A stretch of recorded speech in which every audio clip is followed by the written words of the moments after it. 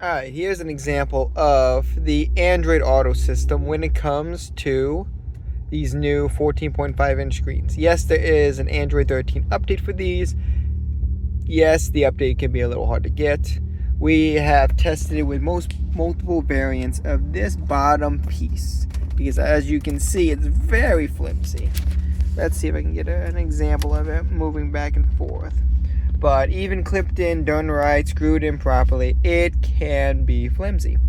Now, what is ideal is if you have an F-150, just get the Expedition model. It's the exact same thing. It's no weird programming as they claim. This stuff right here is a lifesaver because even though you can see it here, it's nice to have it down here, especially once you're in different modes on this big screen where you have no access to it, and you do not want to go all the way back to the Sync 3 APIM interface. Now, would I recommend this to anyone looking for an upgrade? It depends. Is this glitchy? Yes, certainly is glitchy. There's glitches you can find throughout this thing. Can they be worked around or dealt with? I agree, it can be in some aspects. The biggest problem you're going to come across and you're going to hate is the rear view camera. Standard or 360 camera, the interface, how they set up the Sync 3, they stretch it. And since they stretch it, the pixel density does not come as beautiful as you anticipate, and the signal is a little slow. So once you go into reverse, you're going to expect around half a second to 2 seconds. You got to wait till your rear camera pops up. Not fun, not fun, especially with the lower quality resolution and a slight delay when you're backing up. It's a little funky. It's a little funky. If they resolve that issue in the aspect ratio, it could be better, but it does not seem like they plan to do that anytime soon. Does this thing function pretty nice when it comes to the big screen whole solution for Android Auto and Apple CarPlay? Yes. If you want a big screen just for those two functions alone, yes. But if you want to utilize all your Sync functionality, all the cool features that Sync comes with, and integrations, it's a hard pass for us. We try to get this to work nicely with all that stuff. It's a little difficult, but at the end of the day, we try to make it work, try to find solutions to a lot of problems that people will come across. And another one would be the heated steering wheel button down here. That's why we recommend, again, the Expedition option for even the F-150s, F-250s, F-350s. This way, you don't have to go all the way back to the Sync 3 interface, which is a whole bunch of buttons and a lot of headache just to get the heated steering wheel button. Because once you go back to that Sync 3 interface, the audio will switch from your Apple CarPlay Android Auto to the Sync 3. And then you have to swipe up to delete it in the background, the Sync 3 interface, to get the audio to go back. Because the audio is not integrated properly. It's two audio settings that you switch back and forth from. It's like switching from Bluetooth headsets to a Bluetooth speaker. It is a little funky, and it is not worth the headache if you're planning to switch back pretty often. You would need to choose one or the other for comfortability. And that's why we say if you want the big screen for Apple CarPlay Android Auto completely only for that, this is a little better option. But there is headaches that will come with this. And yeah, that's our overview on these things. Is there some functionality you can add to it? Yes, certainly you can add in apps, TikTok, specifically since its horizontal or vertical setup is designed for phone replication. But if you're looking for Netflix or YouTube or stuff like that, you're going to come across an aspect ratio of it not going the full screen. It's just going to be a nice square cross. It's going to be okay, but if you want to enjoy yourself, as you can see, reverse, now 1 second delay, 1 second delay, and now I'm there. Backing up, and now it's going. And now forward. As you can see, the Sync 3 butts in slightly. But yes, it is not too bad for Apple CarPlay and Android Auto. we like to test multiple systems, and I mean multiple systems that are offered for these vehicles, regardless if it benefits us or not. Regardless. Because we want to make sure everyone gets the right thing and get what they want. It's not about us, it's about you. These button functionalities up here, perfectly fine. Honestly, they did a decent idea of having it up here instead of popping in the front or the back side.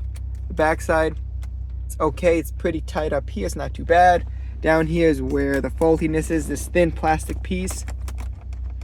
You really gotta get some specific screws, because the screws included did not do the job for us. We had to use different screws that we keep on hand for different kind of projects. But yes, this right here does the job for what you want for Apple CarPlay or Android Auto. Is it perfect? No. Will it ever be perfect? I'm not sure. But when it comes to support, it does not go through all these big companies you see in the US, the dropship companies. The main company that works on these and handles these are overseas. So most support will come from overseas. So if you're okay with that and know how to contact them and really work with them, this is what I recommend for Apple CarPlay and Android Auto for big screen functionality like you prefer. As you can see, as I move my camera, it has a slight delay as well, but that's fine. You're not going to really notice it while driving. Let's see if I can show you some additional features. So if you go here, how you get back, this is the only way to get back with decency. If you go here and you click here, you don't know what you just did. If you back out, you actually exited out of CarPlay. Now you're back. This is how you get to the sync menu. And as you can see, it is stretched. USB hub is not supported. Yeah, I got my headphones plugged into charging. But yes, you do have access to your functionality still. Of course, we have a version 3.4 APIM plugged into here.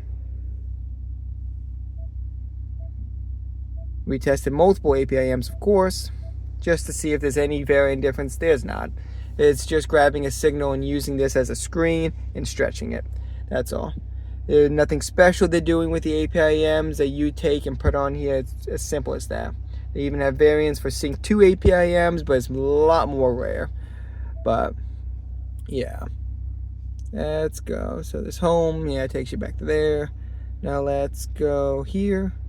And when you go here, you'll be back here. But guess what? The audio is now Sync 3. Even if you play your music, it won't pop up. So what you got to do is here, and you got to find it. If it's not there, you got to go back here, back here.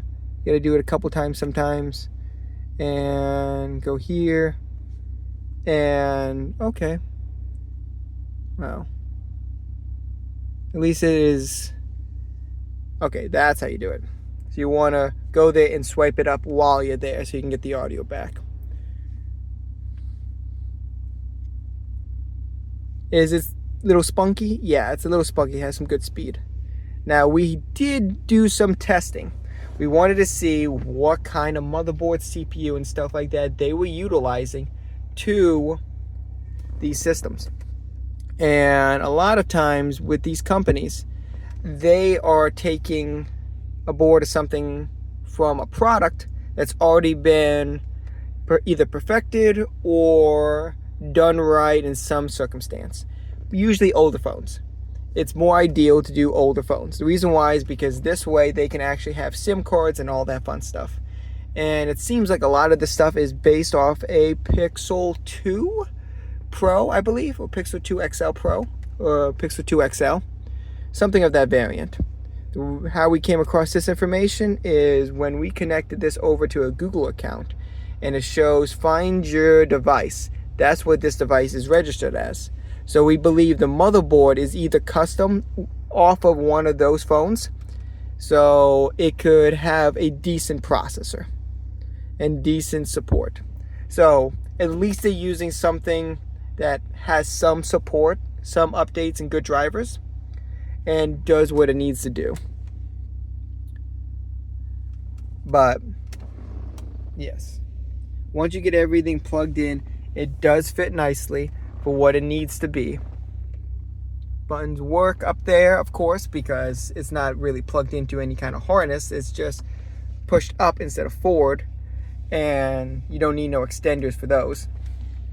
For this, the climate panel is down here, and you use the same board off of your 8-inch climate control panel, which is fine. Honestly, I think that's the best option for these things. The reason why I think it's the best option is because you know it's trusted OEM parts for your climate system, so it doesn't fail on you. That's the biggest thing. You're in the cold or you're in the heat, you want your hot and cold. You want your heated and cooled seats, you wanted your heated steering wheel, you want what you want. They understand that. It saves them money too, so they made sure it's integrated to be able just to put your old board on it without no worries, which is good. I agree on that aspect. Now, some other glitches you may come across is what we've come across as well, which may be fixed with an update. We haven't seen it yet, but maybe it does. Sometimes when you start up your car, this bugger will not start up. The screen won't start up. It will be over here. Nothing will be lit up. And all you hear is the audio from the APIM, because the APIM is still on, the Sync 3 APIM. The screen is not on. It doesn't know the vehicle's on. Kind of funky, but it happens. And a lot of times it's either 20 seconds you gotta wait for it to catch up to itself and say, wait a minute, the vehicle's on. But then it turns on and then you're happy. Rare cases, which we experience as well, it will not turn on for nothing. It's blank screen, nothing turns on. And even when you turn the vehicle off and on again, it does not turn on. The only way we were able to get it back on is two ways. Unplugging the fuse in the passenger kick panel, or unplugging the battery. We did the unplugged battery method. We think it's a little safer that way. And by doing so, it worked. You unplug the battery for about 15 minutes, plug it back in, and then this guy pops back on normally. Is it a hassle when it happens? Yes. Is it annoying? Oh, yes. Is it rare? Yes. So it's hardly ever seen, but I think I've experienced it once every 2 months. We've tested this thing for 6 months, trying to see what is the hype about it, what's the good, what's the bad, what's the ugly. And we kind of got our image, our picture of what is this product. We made sure to talk with them. We didn't cheap out. We got the fully loaded, apparently 8 gigabyte, 128 gigabyte storage model. And yeah, it's just basically an Android device. It's probably the phone integrated for this big screen, big layout. And yeah, it does what it needs to do for Apple CarPlay and Android Auto. But you're gonna have your problems. You're gonna have your issues. And that's for any device that isn't tried and true. And hopefully updates fix them. But we wanted to get as best as we can to show you this product in its entirety. So yes, if you're gonna go this route, expect these issues. Expect that Apple CarPlay and Android Auto are all fun and games and what you want. But don't expect the Sync 3 interface to be upgraded or helpful. It's going to be downgraded. It will be a slight downgrade. Rear view camera system, 360 camera system will be a downgrade. If you get the Expedition panel and integrate it in here, good idea for heated steering wheel. If you ever use your heated steering wheel, it is a necessity for sure. Yeah. So some other things that we have also tried to experience and check out was the SIM card functionality. People are curious, hey, I want Wi-Fi on my device at all times, with or without my phone, to play whatever I want, enjoy whatever I want. It registers as a tablet, not a phone, shockingly enough. So when you call, make sure your service can handle an extra device that is a tablet. A lot of times when you're trying to do something for just Wi-Fi capability, it could just be a phone, even for certain plans. Want to make sure they support additional devices that are tablets. and this will be registered as a tablet, even though it has 2 SIMs as it claims. But yeah, it's pretty decent. It does what it needs to do. Do I like it? Would I keep it? I would keep it if you have Apple CarPlay and Android Auto and you're willing to look past all the other stuff that you're going to experience. 360 camera glitches, turning on and off glitches. If you're tech savvy and know how to keep this thing going, keep this thing updated, keep this thing alive, and know how to work on things here and there in the beginning to get the proper panel on here, maybe. But if you want just a simple experience that gives you the right product every time, I would stick with your Sync 3 and wait for newer cool things to come. Jailbreak has a lot of amazing features for these Sync 3 systems. So I would recommend keeping the Sync 3 interface, keeping what you have, updating it to the proper updates. It's going to be spunkier and faster, especially it's never been updated. And especially if you jailbreak and overclock it, it's going to feel fast. It's going to feel like what you need. Get an HD Sync 4 screen, so you get Apple CarPlay and Android Auto in HD. And then enjoy yourself. Right now, Sync 4 is still up in the air. There's a lot that needs to be done to get there for these conversions. Sync 4 would require more than a harness. It would require an ACM, custom wiring, custom programming, and even then some functions may not work as factory intended the way you like it. So it's kind of hard to find a company willing to accept all those negativities and warranty issues and then having a product that is subpar. So at this time, if you want tried and true, Sync 3, Sync 4 HD screen, updated, jailbroken, all the cool stuff. If you want a big screen for Apple CarPlay and Android Auto only, this is the solution. Hope this helps anybody. And any questions, we're always here anytime at forcingtech.com. Thank you again.